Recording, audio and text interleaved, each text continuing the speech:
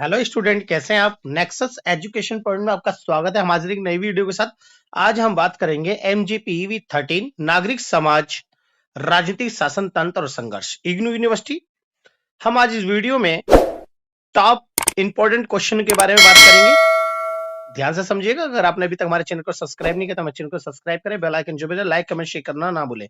Student, time short की वजह से वीडियो अभी तक नहीं आ पाई थी, इसलिए वीडियो जो हम लाए हैं वो शॉर्ट तरीके से देख लीजिए। इंपॉर्टेंट क्वेश्चन हम शॉर्ट तरीके से समझाएंगे, तो कम समय में ज्यादा समझने की कोशिश करिएगा।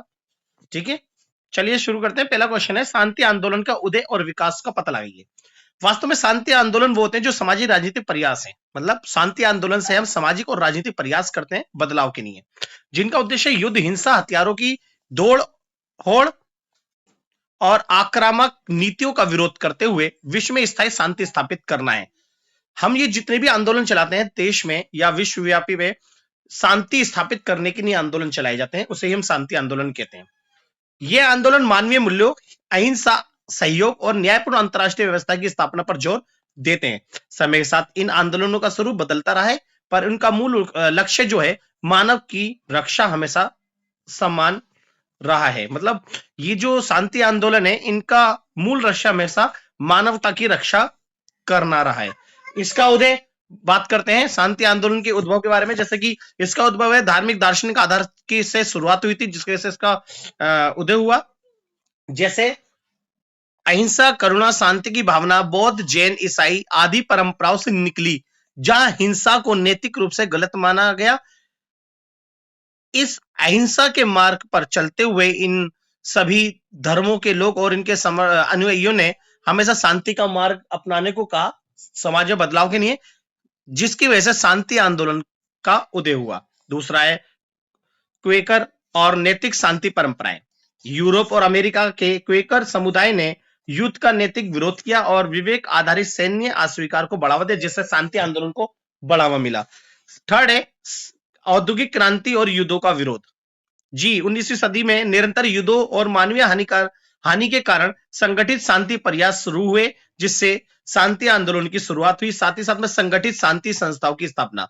जब विश्व व्यापार में शांति स्थापित करने के लिए बहुत सारी संस्थाएं स्थापित हुई, जिन्होंने शांति के मार्ग का समर्थन करा, जैसे अंतर्राष्ट्रीय शांति सम्मेलन हो, जैसे रेड क्रॉस जैसी संस्थाओं, और हैग शांति सम्मेलन ने शांति विचार को वैश्विक रूप दिया, जिससे शांति आंदोलनों की शुरुआत हुई। पांचवा है प्रथम विश्व युद्ध का प्रभाव भी देखा गया, जो शांति आंदोलन को बढ़ावा देते हैं, जिसमें युद्ध की तबाही ने जन चेतना में शांति की आवश्यकता को गहराई से स्थापित किया और निरस्त्रीकरण की मांग उभरी, जिससे शांति आंदोलन का उदय हुआ। अब शांति आंदोलन के विकास के बारे में बात करेंगे। जैसे कि राष्ट्रसंघ और अंतर्राष्ट्रीय प्रयासों का विस्तार, जिन्होंने युद्ध रोकने के लिए अंतर्राष्ट्रीय संस्थागत ढांचा अस्तित्व में आया, हालांकि यह पूरी तरह सफल नहीं हो पाया। दूसरा है द्वितीय विश्व युद्ध और परमाणु खतरा, जिससे शांति आंदोलन का विकास हुआ। परमाणु हथियारों ने शांति आंदोलन को वैश्विक रूप से और अधिक शक्तिशाली बनाया, जिससे शांति आंदोलन तेजी से बढ़ने लगा। तीसरा, शीत युद्ध के दौरान परमाणु निशस्त्रीकरण अभियान। लाखों नागरिकों ने हथियारों की होड़ के खिलाफ आंदोलन चलाए, जैसे पेस मूवमेंट और एंटी न्यूक्लियर कैंपेनिंग जो चलाया, जिसकी वजह से शांति आंदोलन तेजी से विकास करने लगा। साथ है वियतनाम युद्ध विरोधी आंदोलन। जो वियतनाम युद्ध हुआ था, उसके विरोध में शांति आंदोलन चलाए गए। 1967 के दशक में छात्र नेतृत्व वाले आंदोलनों ने शांति विचारधारा को जन आंदोलन बना दिया, जिससे शांति आंदोलन का विकास हुआ। संयुक्त राष्ट्र शांति स्थापना प्रणाली, यूएनओ है, ने शांति सैनिक मिशन, मध्यस्थता, मानवीय हस्तक्षेप की संस्थागत व्यवस्था विकसित की, जिससे शांति आंदोलन तेजी से बढ़ा। समकालीन वैश्विक शांति आंदोलन, जैसे अब शांति आंदोलन मानवाधिकार, विकास, पर्यावरण संरक्षण, सामाजिक न्याय और आतंकवाद जैसे विरोध जैसे मुद्दों से जुड़ गया, जिसकी वजह से शांति आंदोलन का विकास हुआ। नेक्स्ट क्वेश्चन देखते हैं। क्वेश्चन नंबर सेकंड है, नागरिक समाज से आप क्या समझते हैं, इसके विकास पर एक संक्षिप्त टिप्पणी लिखिए। तो नागरिक समाज का जो क्वेश्चन है वो आपका बहुत इंपॉर्टेंट है। नागरिक समाज होते क्या है? जो नागरिक समाज से आशय उन संगठनों, समूहों या मंचों से है जो सरकार और बाजार से अलग होते हुए हैं और नागरिकों की स्वेच्छा से, मतलब नागरिकों की स्वैच्छिक भागीदारी से चलते हैं। ये समाज के हित, अधिकारों की रक्षा, जन जागरूकता और लोकतंत्र को मजबूत बनाने का काम करते हैं। नागरिक समाज सरकार और जनता के बीच के सेतु के रूप में काम करते हैं, जबकि सामाजिक न्याय, मानवाधिकार और पारदर्शिता को बढ़ावा देते हैं।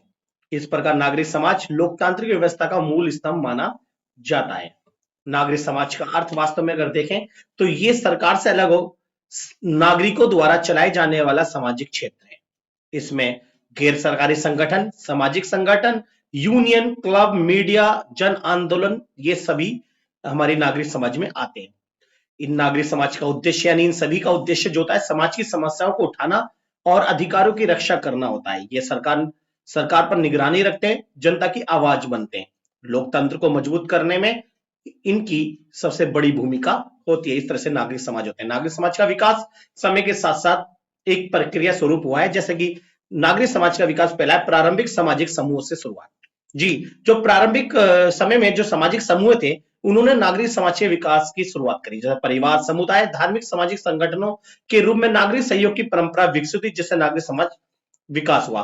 प्रबोधन व शिक्षा का प्रभाव, अधिकतर अधिकार, स्वतंत्रता, बराबरी के विचारों के फैलने से नागरिक समाज मजबूत हुआ, जिससे नागरिक समाज तेजी से ग्रो करने लगा। लोकतांत्रिक संस्थाओं का विकास ने भी नागरिक समाज के विकास में अपनी अहम भूमिका निभाई। लोकतंत्र राजनीतिक भागीदारी बढ़ने से नागरिक संगठन सक्रिय हुए, जिससे नागरिक समाज तेजी से विकास करने लगा। स्वतंत्रता आंदोलनों की भूमिका, जी, बहुत सारे स्वतंत्रता आंदोलनों ने भी अपनी भूमिका निभाई। जैसे उपनिवेशवाद के खिलाफ संघर्ष में सामाजिक संगठनों ने जनता को संगठित किया, जिससे नागरिक समाज का विकास हुआ। वैश्वीकरण और एनजीओ का उभार, जी, विकास, मानवाधिकार, पर्यावरण जैसे मुद्दों पर गैर सरकारी संगठन जिन्हें हम कहते हैं एनजीओ और सामाजिक आंदोलन तेजी से बढ़ने लगे, जिससे नागरिक समाज के लोग एक दूसरे से जुड़े और नागरिक समाज का विकास होने लगा। 6 है डिजिटल मीडिया आधारित नागरिक समाज। आज सोशल मीडिया और वैश्विक नेटवर्क ने इसकी पहुंच और प्रभाव बहुत ही बढ़ा दिया, जिससे नागरिक समाज तेजी से विकास करने लगा। नेक्स्ट क्वेश्चन देखते हैं। थर्ड है मानव अधिकारों की उत्पत्ति और ऐतिहासिक विकास का पता लगाइए। जी, मानव अधिकार होते क्या है? मानव अधिकार वे मूल अधिकार हैं जो मनुष्य को एक मानव होने के नाते से मिलते हैं। मनुष्य, ये मानव अधिकार व्यक्ति के विकास के लिए अत्यंत आवश्यक है और ये मानव अधिकार व्यक्ति के सामाजिक आर्थिक विकास को बढ़ावा देते हैं। अगर ये मानव अधिकार मनुष्य को या नागरिकों को ना मिले तो नागरिक अपने अस्तित्व का सर्वोच्च विकास नहीं कर सकते। तो मानव अधिकार वे मूल अधिकार हैं जो प्रत्येक व्यक्ति को केवल मनुष्य होने के कारण प्राप्त होते हैं। इसमें जीवन, स्वतंत्रता, समानता, गरिमा, अभिव्यक्ति, न्याय और सुरक्षा जैसे अधिकार शामिल होते हैं। इनका उद्देश्य व्यक्ति के सम्मानपूर्ण और स्वतंत्रता जीवन की रक्षा करना है। मानव अधिकारों की अवधारणा ऐतिहासिक रूप से धीरे धीरे विकसित हुई है। धार्मिक शिक्षाओं, दार्शनिक विचार और दार्शनिक आंदोलनों और लोकतांत्रिक मूल्यों के साथ ये आधुनिक रूप में सामने आई है। मानव अधिकार की उत्पत्ति कैसे हुई? जैसे प्राचीन सभ्यताओं में नैतिक कर्तव्य की धारणा ने मानव अधिकारों की उत्पत्ति को यानी मानव अधिकारों को जन्म दिया। जैसे बौद्धिक, बुद्ध, जैन, ग्रीक, रोमन परंपराओं ने मानव गरिमा, करुणा और नैतिक आचरण पर बल दिया गया, जिससे मानव अधिकार तेजी से बढ़ने लगा। धार्मिक नैतिक सिद्धांतों का योगदान, मानव अधिकारों की अवधारणा की उत्पत्ति में धार्मिक नैतिक सिद्धांतों का भी योगदान रहा है। जैसे इस्लाम, ईसाई धर्म और भारतीय दर्शन में न्याय, समानता, मानवता के मूल सिद्धांत दिखते हैं, जिससे मानव अधिकार तेजी से विकास हुआ। प्राकृतिक अधिकारों के सिद्धांत ने भी मानव अधिकार की उत्पत्ति में अपना योगदान दिया। जैसे जॉन लॉक जैसे विचारकों ने कहा कि मानव को जीवन, स्वतंत्रता, संपत्ति का अधिकार जन्म से मिलते हैं, जिससे अधिकारों के प्रति जागरूक हुई। अमेरिकी स्वतंत्रता घोषणा 1776, जी, सभी मनुष्य समान है, ये विचार मानव अधिकारों की आधुनिक सोच का मजबूत आधार बना, जिससे मानव अधिकार तेजी से विकास करने का। फ्रांसीसी क्रांति, मानव और नागरिक अधिकारों की घोषणा ने स्वतंत्रता, समानता, बंधुता के अधिकारों का स्वरूप दिया, जिससे मानव अधिकार उन्नति करने लगा। 6 पॉइंट है दर्शन और उदारवाद का प्रभाव। जी, उदारवाद ने व्यक्ति को केंद्र बिंदु मानकर ज्यादा से ज्यादा अधिकार स्वतंत्रता देने की बात कही। व्यक्ति केंद्रित सोच और लोकतांत्रिक मूल्यों ने अधिकारों की अवधारणा को मजबूत किया, जिससे मानव अधिकार की अवधारणा का जो उसकी उत्पत्ति होने लगी। अब मानव अधिकारों की अवधारणा का विकास, जी, ऐतिहासिक विकास कैसे हुआ मानव अधिकारों की? जैसे कि औद्योगिक युग और सामाजिक अधिकारों का विस्तार ने मानव अधिकार की अवधारणा का विकास किया। जैसे श्रमिक अधिकार, शिक्षा, स्वास्थ्य और सामाजिक सुरक्षा को भी मानव अधिकार मानना शुरू हुआ। दूसरा है विश्व युद्ध के बाद अंतरराष्ट्रीय जागरूकता बढ़ने लगी, जिससे बड़े पैमाने पर हिंसा और विनाश ने मानव अधिकारों को वैश्विक मुद्दा बनाया। तीसरा है संयुक्त राष्ट्र संघ का गठन 1945।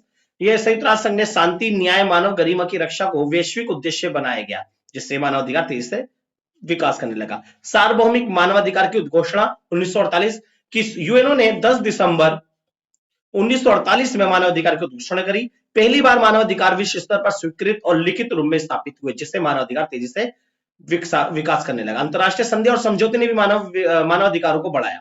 सिविल पॉलिटिकल अधिकार, आर्थिक, सामाजिक, सांस्कृतिक अधिकार अलग अलग मान्यता पाए, जिससे मानवाधिकार विकास करने लगा।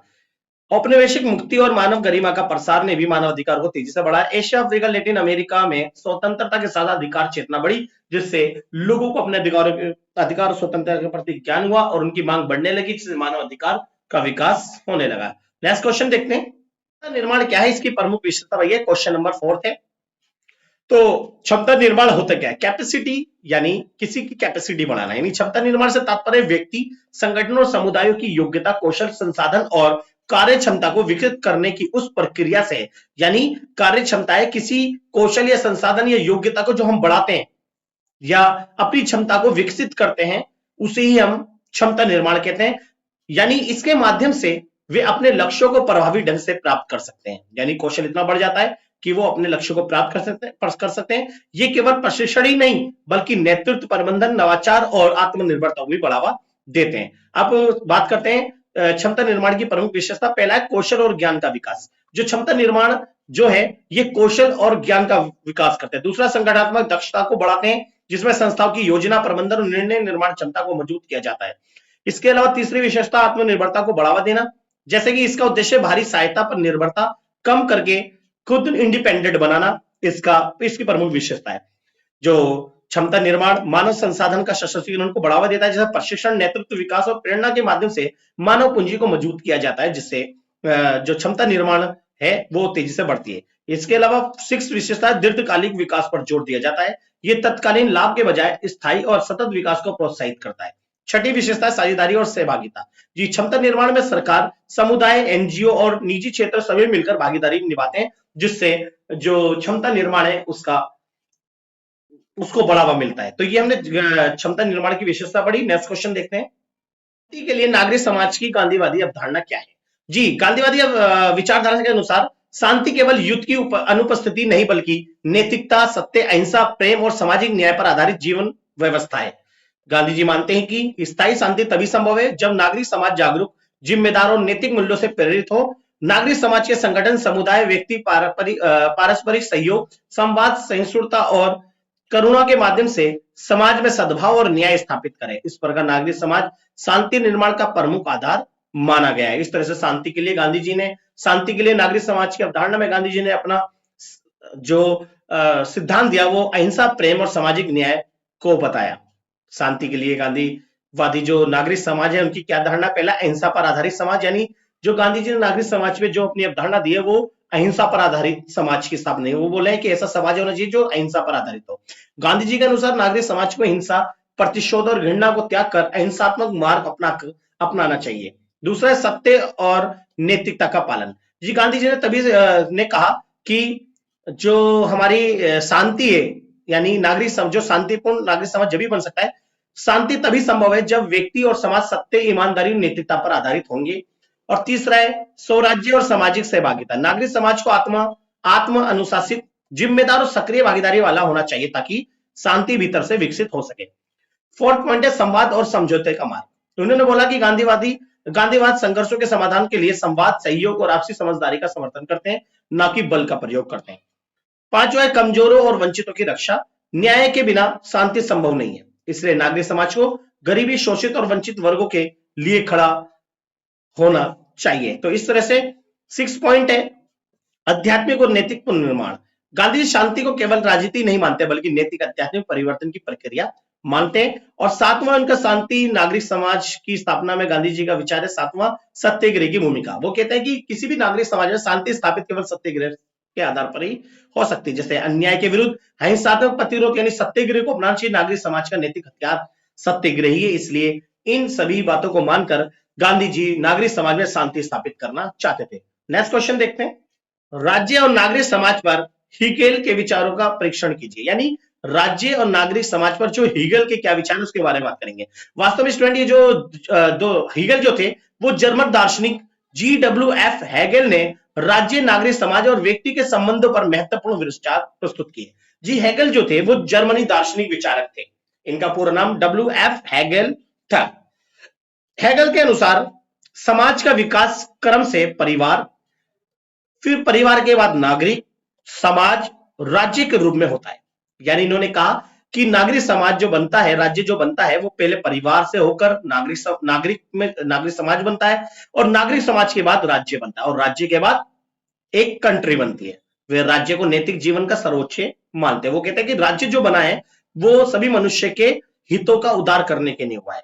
यानी राज्य जो है वो राज्य को नैतिक जीवन का सर्वोच्च रूप मानते हैं, जबकि नागरिक समाज को व्यक्तिगत हितों, यानी राज्य जो होता है वो नैतिक जीवन का सर्वोच्च होता है, जबकि जो नागरिक समाज है वो व्यक्तिगत हितों और प्रतिस्पर्धा का क्षेत्र माना जाता है।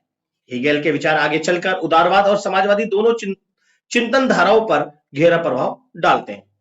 अब देखते हैं राज्य पर हेगेल के क्या विचार है। जैसे कि हेगेल ने राज्य नैतिक जीवन का सर्वोच्च रूप है, यानी हेगेल ने राज्य को नैतिक जीवन का सर्वोच्च रूप माना।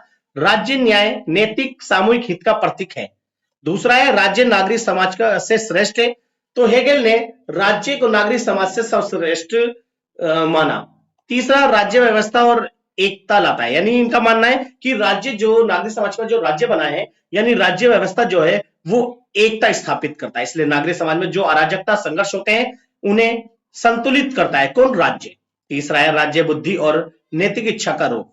हेगेल के अनुसार राज्य संगठित नैतिक चेतना है, और वास्तव में राज्य बुद्धि और नैतिक इच्छा को बढ़ावा देता है, और जितने भी जो संघर्ष और अराजकता का माहौल होता है उन्हें राज्य अपनी बुद्धि के द्वारा नैतिक रूप से उनका समाधान करता है।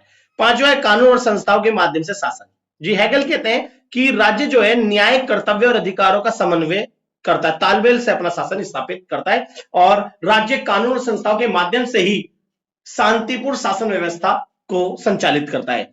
छठा है राज्य व्यक्ति के ऊपर माना गया है। जी व्यक्ति का विकास और स्वतंत्रता राज्य के भीतर ही संभव है, इसलिए व्यक्ति से ज्यादा इन्होंने राज्य को, यानी जो व्यक्ति है इससे ज्यादा राज्य को इन्होंने ज्यादा इंपॉर्टेंस दी है। यानी वो कहते हैं कि राज्य व्यक्ति से ज्यादा इंपॉर्टेंस राज्य है, क्योंकि राज्य का विकास ही व्यक्ति का विकास है। ये हेगेल का मानना है।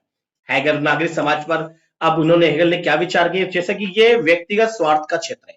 नागरिक समाज में लोग अपने आर्थिक लाभ और निजी हितों के आधार पर कार्य करते हैं, इसलिए नागरिक समाज में लोग अपने जो स्वार्थ पर आचरण करते हैं। दूसरा है बाजार और अर्थव्यवस्था पर आधारित।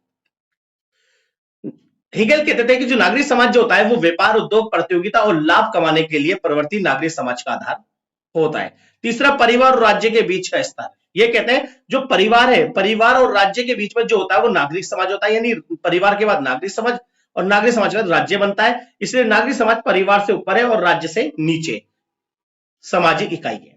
साथ ही साथ में फोर्थ है असमानता और संघर्ष का क्षेत्र। जी ये हेगेल कहते थे कि जो नागरिक समाज है ये प्रतिस्पर्धा के कारण गरीबी, शोषण और असमानता पैदा करता है। पांचवा है संगठनों और संस्थाओं की भूमिका। गिल्ड, यूनियन, आर्थिक संस्थाएं आदि नागरिक समाज का हिस्सा है, और ये मानना है हेगेल का। हेगेल कहते हैं संगठनों और संस्थाओं की भूमिका नागरिक समाज में बहुत ही ज्यादा होती है। इसके अलावा नैतिक एकता का अभाव। नागरिक समाज में नैतिक एकता का अभाव होता है। ये सामूहिक नैतिकता नहीं बल्कि निजी लाभ प्रमुख रहता है, क्योंकि नागरिक समाज में रहकर लोग अपने निजी हितों को ज्यादा महत्व देते हैं और दूसरे के साथ नैतिक व्यवहार नहीं करते।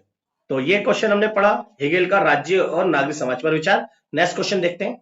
क्वेश्चन नंबर 7 है नागरिक समाज पर ग्राम्स्की के विचार। यानी ग्राम्सी जो थे उन्होंने नागरिक समाज पर क्या विचार दिए। जैसे कि अभी हमने हेगेल के विचार पढ़े, इंपोर्टेंट टॉपिक है। जैसे कि ग्राम्सी जो है वो कार्ल मार्क्स की विचारधारा का समर्थन करते थे, यानी इटली के मार्क्सवादी चिंतन। एंटोनियो ग्राम्सी ने आधुनिक राजनीतिक सिद्धांत में नागरिक समाज को नई वैचारिक गहराई दी। परंपरागत मार्क्सवाद जहां राज्य और अर्थव्यवस्था के संबंधों पर अधिक जोर देता था, वहीं ग्राम्सी ने नागरिक समाज को सत्ता, वैचारिक वर्चस्व और सामाजिक परिवर्तन को समझने का महत्वपूर्ण क्षेत्र माना। उनके अनुसार नागरिक समाज वे क्षेत्र है जहां सहमति का निर्माण होता है और शासक वर्ग अपनी वैचारिक श्रेष्ठता स्थापित करते हैं। तो नागरिक समाज में ग्राम्सी के विचार, जैसे कि ये कहते थे कि राज्य और नागरिक समाज का संबंध। ग्राम्सी ने राज्य को दो हिस्सों में बांटा, जैसे कि एक राजनीतिक समाज जिसमें प्रशासन, सेना, पुलिस आती है, जबकि दूसरा नागरिक समाज जिसमें मीडिया, शिक्षा, धार्मिक संस्थाएं, परिवार, संगठन आते हैं। इन्होंने बताया कि शासक वर्ग केवल दमन के सहारे नहीं बल्कि नागरिक समाज के माध्यम से सहमति प्रदान कर सत्ता प्राप्त करते हैं। दूसरा है वैचारिक वर्चस्व। जी ग्राम्सी का मानना था कि शासक वर्ग नागरिक समाज में अपना विचारात्मक प्रभुत्व स्थापित करता है उदाहरण के रूप में शिक्षा, धर्म, संस्कृति, मीडिया आदि ये संदेश देते हैं कि वर्तमान व्यवस्था स्वाभाविक और उचित है। इसी प्रक्रिया को उन्होंने हैजीमैनी यानी हैगमैनी का वर्चस्व का। तीसरा बताया कि नागरिक समाज पे जो ग्रामसी के उनके क्या विचार थे। नागरिक समाज सहमति का क्षेत्र है। ग्रामसी कहते थे कि जो नागरिक समाज है वो लोगों की आपसी सहमति का क्षेत्र है, जहां राजनीतिक दल समाज बल प्रयोग का उपयोग करता है, वही नागरिक समाज सहमति और स्वीकार्य पैदा करते हैं। यानी लोग बिना मजबूरी के ही स्वास्थ्य का समर्थन प्रतीक करते हैं। यानी जो व्यवस्था है, सॉरी स्वास्थ्य नहीं, व्यवस्था का समर्थन करते हैं। यानी जो भी सत्ताधारी है उसे जनता वोट देकर स्वीकृति देती है ताकि वो सत्ताधारी बने और सत्ता का प्रयोग करे। फोर्थ है शोषण को वैध बनाने का माध्यम। ग्रामसी के अनुसार नागरिक समाज शोषणकारी व्यवस्था को सामान्य प्राकृतिक सिद्ध करता है। इस प्रकार यह पूंजीवादी व्यवस्था को टिकाए भी रखने में मदद करता है। यानी इसका मतलब यह हो गया कि जो शोषण को वैध मानता है, कहता है कि अगर पूंजीपति गरीब का शोषण करते हैं तो वो वैध है। अगर पूंजीपति सारे खत्म हो जाएंगे तो समाज में आर्थिक गतिविधियां कौन करेगा, बड़े बड़े उत्पादन कौन करेगा। पांचवा है क्रांतिकारी परिवर्तन में नागरिक समाज की भूमिका। वो कहता है कि जो क्रांतिकारी परिवर्तन है उसमें नागरिक समाज की भूमिका अहम होती है। उन्होंने जोर दिया कि केवल राजनीतिक सत्ता पर कब्जा काफी नहीं है, यानी अगर राजनीतिक सत्ता पर कब्जा करना काफी नहीं है, बल्कि नागरिक समाज में वैकल्पिक विचारधारा विकसित करनी होगी। यही विचारधारा, यही वैचारिक संघर्ष सामाजिक परिवर्तन की कुंजी है, और यही वैचारिक संघर्ष है ना समाज में, नागरिक समाज में परिवर्तन लाएंगे। छठा बुद्धिजीवियों की भूमिका। ग्रामसी ने ऑर्गेनिक इंटेलेक्चुअल्स यानी सक्रिय सामाजिक बुद्धिजीवी की अवधारणा दी, जो समाज में दबे कुचले वर्गों के हितों का प्रतिनिधित्व करते हैं और नागरिक समाज में वैकल्पिक है मैंने निर्मित कर सकते हैं। तो इस तरह से ये ग्रामसी के हमने नागरिक समाज के विचार पढ़े। नेक्स्ट क्वेश्चन देखते हैं। वो नेटवर्कों और आंदोलनों से जो राष्ट्रीय मतलब किसी देश के अंदर ना रहकर देश की सीमाओं के बाहर जाकर अंतरराष्ट्रीय स्तर पर कार्य करते हैं। यानी ऐसा नागरिक समाज जो देश की सीमा में रहकर नहीं बल्कि देश के बाहर ग्लोबल स्तर पर यानी ग्लोबल लेवल पर वो कार्य करते हैं। ये संगठन मानवाधिकार, पर्यावरण संरक्षण, शांति, लोकतंत्र, सामाजिक न्याय जैसे मुद्दों पर विश्व स्तर पर जनमत तैयार करते हैं और नीतियों को प्रभावित करते हैं। इसे ही नागरिक समाज का वैश्विक विस्तार माना जाता है। वैश्विक नागरिक समाज की धारणा, जैसे कि ये वैश्विक नागरिक समाज जो है राष्ट्रीय सीमाओं से परे कार्य करते हैं। ये देश के अंदर नहीं, देश के बाहर रहकर काम करते हैं। दूसरा गैर संरक्षण और गैर लाभकारी प्रकृति। इसमें एनजीओ, सामाजिक आंदोलन, मानवाधिकार मंच, शांति समूह आदि शामिल होते हैं, जो लाभ कमाने के बजाय सामाजिक उद्देश्य से काम करते हैं। तीसरा है मानवाधिकार और सामाजिक न्याय पर जोर।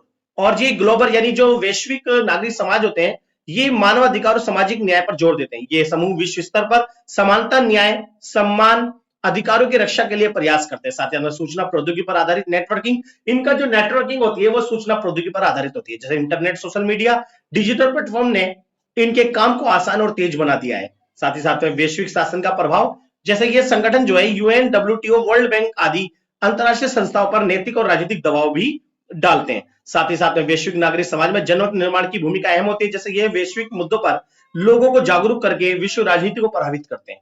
सातवां है लोकतांत्रिक मूल्यों का प्रसार। वैश्विक नागरिक समाज लोकतंत्र, पारदर्शिता और जवाबदेही की धारणा को मजबूत करते हैं, जिससे लोकतांत्रिक मूल्यों का प्रचार होता है और लोग लोकतांत्रिक मूल्यों को ही स्वीकार करते हैं। नेक्स्ट क्वेश्चन देखते हैं। क्वेश्चन नंबर 8 है वैश्वीकरण की प्रमुख विशेषताओं का संक्षेप में वर्णन कीजिए। जी, वैश्वीकरण होता क्या? वास्तव में वैश्वीकरण की प्रक्रिया एक अंतरराष्ट्रीय वैश्विक प्रक्रिया है, जिसके अंतर्गत जब कोई देश अन्य देशों से बिना रोक टोक के वस्तु या पूंजी या श्रम का आदान प्रदान करता है, जिससे सारे देश एक दूसरे से कनेक्ट हो जाते हैं, इसी को हम वैश्वीकरण कहते हैं। वैश्वीकरण वे प्रक्रिया है जिसके द्वारा विश्व के विभिन्न देश, समाज, अर्थव्यवस्थाएं आपस में अधिक निकट से जुड़ती जा रही हैं। इस प्रक्रिया में वस्तुओं, सेवाओं और पूंजी, प्रौद्योगिकी, सांस्कृतिक और सूचनाओं का तीव्र आदान प्रदान शामिल है।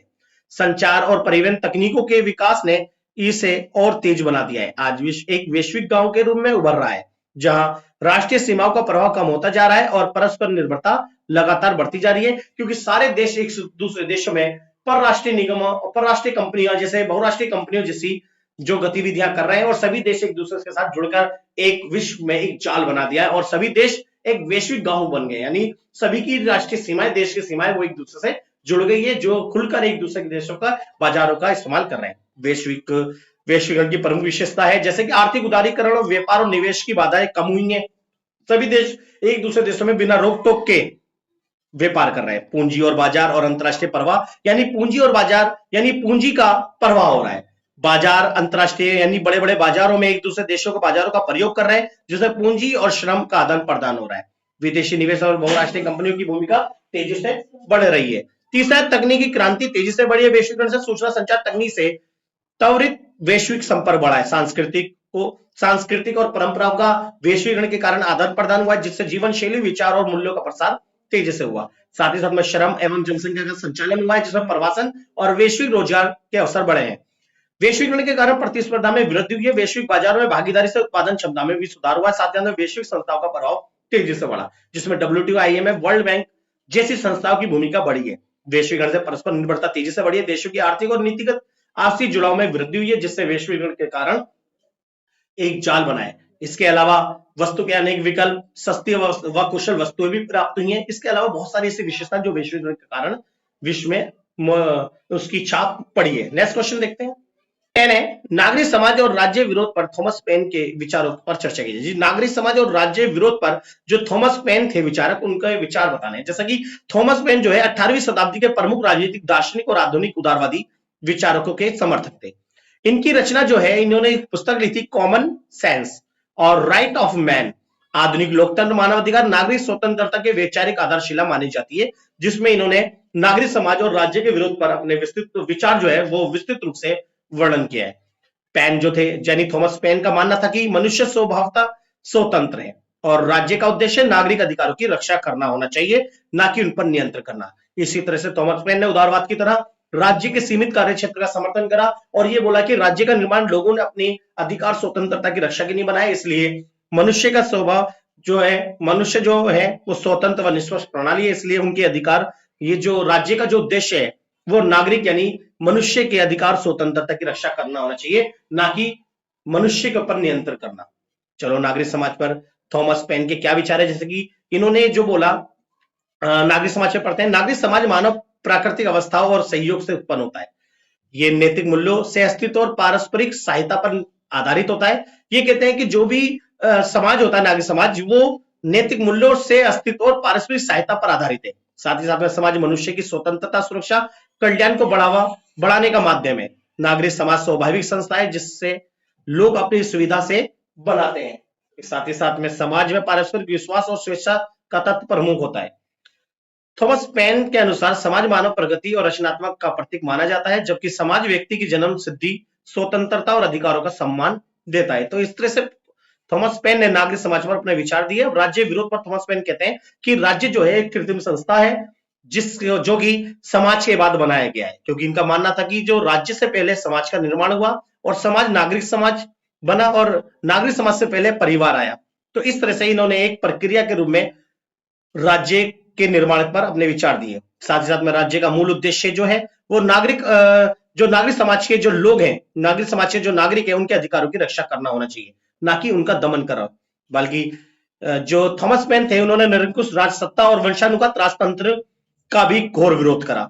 ये कहते हैं ऐसी राज्य सत्ता जो निरंकुश शासन पर और वंशानुगत पर आधारित होनी चाहिए, ऐसी शासन व्यवस्था सटीक नहीं है जो लोगों के शोषण को बढ़ाती है। उनका मानना था कि राज्य यदि अधिकार छीन लेंगे तो वो अवैध माने जाएंगे। साथ ही साथ में जनता को अत्याचारी राज्य के खिलाफ विद्रोह का नैतिक अधिकार दिया है। साथ ही साथ में सत्ता का वास्तविक स्रोत जनता है, ना कि राजा। इसलिए वो जो थॉमस पेन थे, वो सत्ता का वास्तविक जो स्रोत मानते थे वो जनता मानते थे। उनका मानना था कि जनता के द्वारा ही सत्ता प्राप्त होनी चाहिए शासक को। इसलिए राज्य को निरंकुश राजा का निरंकुश राजा के जो शासन है उनको बिल्कुल भी इन्होंने स्वीकार नहीं किया। साथ साथ में जो थॉमस पेन थे वो लोकतांत्रिक प्रतिनिधित्व और जवाबदेही सरकार का समर्थन करते थे। इस तरह से थॉमस पेन ने जो राज्य के विरोध पर अपना विचार दिया, तो ऐसे राज्य को इन्होंने बिल्कुल भी स्वीकार नहीं किया जो राज्य तानाशाही और निरंकुश सत्ता पर आधारित या वंशानुगत पर आधारित हो।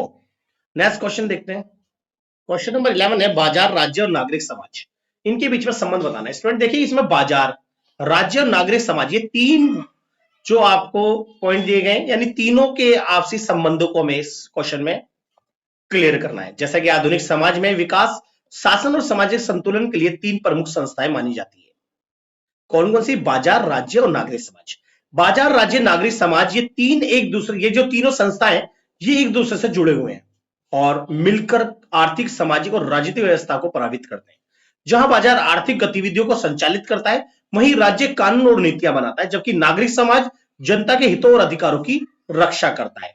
इस तरह से तीनों संबंध की अगर हम बात करें तो ये परस्पर पूरक भूमिका निभाते हैं। यानी जो तीनों क्षेत्र हैं, बाजार, राज्य और नागरिक समाज, वो तीनों परस्पर एक दूसरे के परस्पर है। राज्य, बाजार, नागरिक समाज एक दूसरे को संतुलित करते हैं ताकि विकास में असंतुलन ना हो।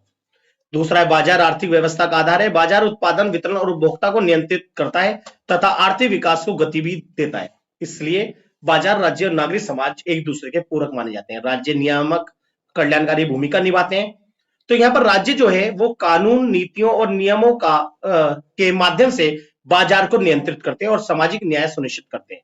नागरिक समाज निगरानी और जनहित की आवाज है, जबकि नागरिक समाज सामाजिक संगठन जैसे कि मीडिया इसमें आती है।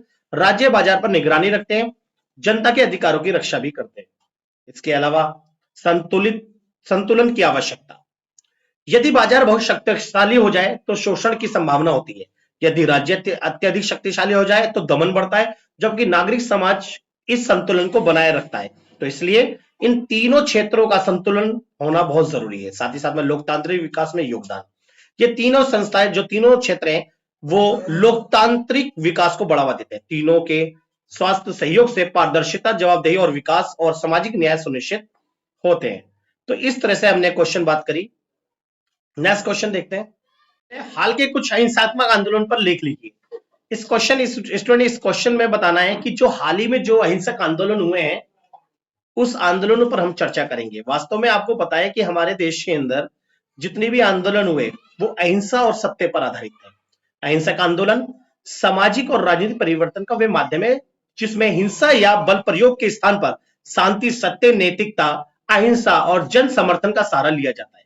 महात्मा गांधी जी के सत्याग्रह और अहिंसा के सिद्धांत ने विश्व में आंदोलनों को नई दिशा दी। आज भी अनेक देश मानवाधिकार, लोकतंत्र और सामाजिक न्याय और पर्यावरण संरक्षण जैसे मुद्दों पर अहिंसक संघर्ष कर रहे हैं। ये आंदोलन ये सिद्ध करते हैं कि शांतिपूर्ण विरोध भी गहन परिवर्तन लाने में सक्षम है। अब कुछ आंदोलन, हाल ही के कुछ अहिंसक आंदोलन जैसे कि भारत का भ्रष्टाचार विरोधी आंदोलन जो जन लोकपाल बिल पर 2011 में चलाया गया था। अन्ना हजारे के नेतृत्व में चल रहा यह आंदोलन भारत में एक महत्वपूर्ण अहिंसक जन आंदोलन था।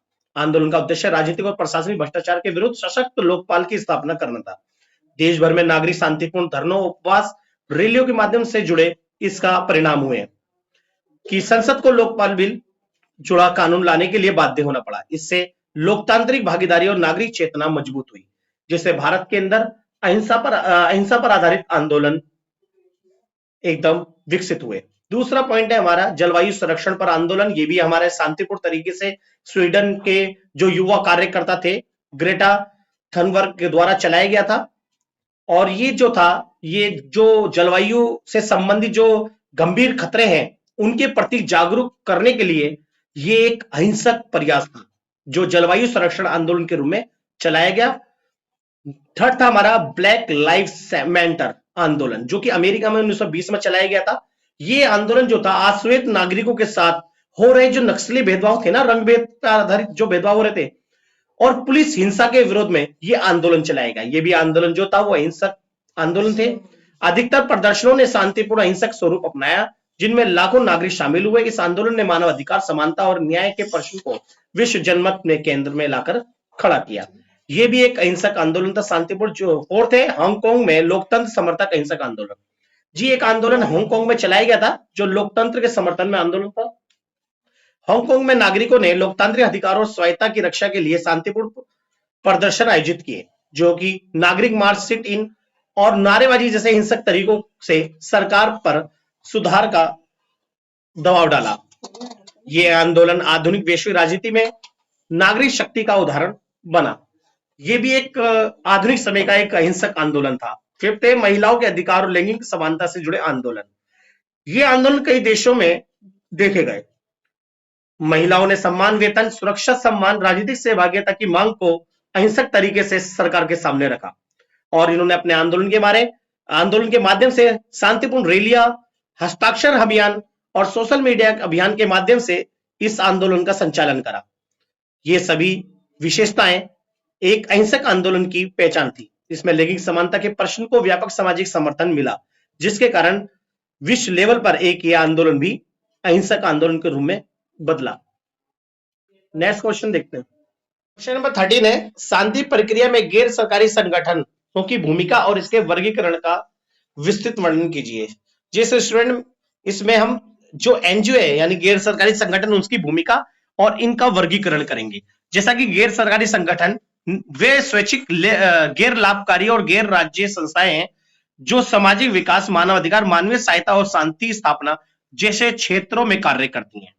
वैश्विक और आंतरिक संघर्षों की स्थिति में गैर सरकारी संगठन मध्यस्थता, राहत, संवाद स्थापना और पुनर्निर्माण के कार्यों के माध्यम से शांति प्रक्रिया को सशक्त बनाती है।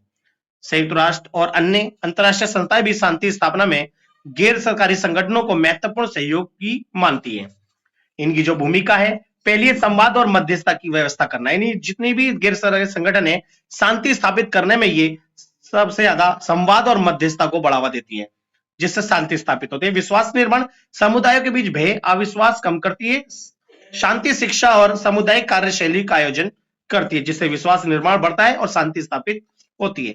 गैर सरकारी संगठन मानवीय सहायता और राहत कार्य करती है, जैसे शरणार्थियों, विस्थापितों और पीड़ितों को भोजन, आश्रय, चिकित्सा सहायता प्रदान करती है, जिससे शांति व्यवस्था स्थापित होती है। मानवाधिकार संरक्षण, संघर्ष के दौरान मानवाधिकार उल्लंघनों की निगरानी और रिपोर्टिंग करती है। अंतरराष्ट्रीय जनमत तैयार करती है। पांचवा है शांति स्थापना के बाद पुनर्निर्माण। विश्वविद्यालय, स्वास्थ्य, सामाजिक संस्थाओं के पुनर्निर्माण में सहयोग और सामाजिक सामंजस्य और पुनर्वास कार्यक्रम चलाना गैर सरकारी संगठन की भूमिका है और ये अपनी भूमिका के माध्यम से समाज में शांति स्थापित करती है। छठा है नीतिगत सुझाव और शोध कार्य। सरकारों और अंतरराष्ट्रीय संस्थाओं के लिए अनुसंधान और नीति सिफारिशें देती है, जिससे समाज में शांति व्यवस्था स्थापित होती है। गैर सरकारी संगठनों का वर्गीकरण, जैसा कि हम कार्य क्षेत्र के आधार पर अगर देखें कि गैर सरकारी संगठन जो है ये मानवाधिकार के क्षेत्र, मानवीय सहायता और विकासात्मक और शांति निर्माण के क्षेत्र में स्थापित होती हैं। दूसरा, कार्य स्तर के आधार पर जी, ये गैर सरकारी संगठन जो होते हैं वो अपने काम के आधार पर जाने जाते हैं। इनके काम अलग अलग तरीके से होते हैं, जैसे कि स्थानीय, राष्ट्रीय और अंतरराष्ट्रीय स्तर पर, यानी वो तीनों स्तर पर अपने काम करते हैं। जैसे स्थानीय स्तर पर ग्राम समुदाय स्तर पर कार्य करते हैं, जबकि राष्ट्रीय स्तर यानी देश के स्तर पर काम, और अंतरराष्ट्रीय में बहु स्तर पर सक्रिय रूप से काम करते हैं। इस तरह से तीसरा है कार्य पद्धति के आधार पर कार्य, जैसे कि अभिवक्ता, संवेद प्रदाता और शोध नीति के माध्यम से भी ये अपने कार्य को अंजाम देते हैं। इनकी संरचना की अगर हम बात करें, गैर सरकारी संगठन जो होते हैं ये स्वैच्छिक संगठन और गैर लाभकारी संस्थाएं होती हैं जो धार्मिक और सामाजिक ट्रस्ट के रूप में भी काम करते हैं।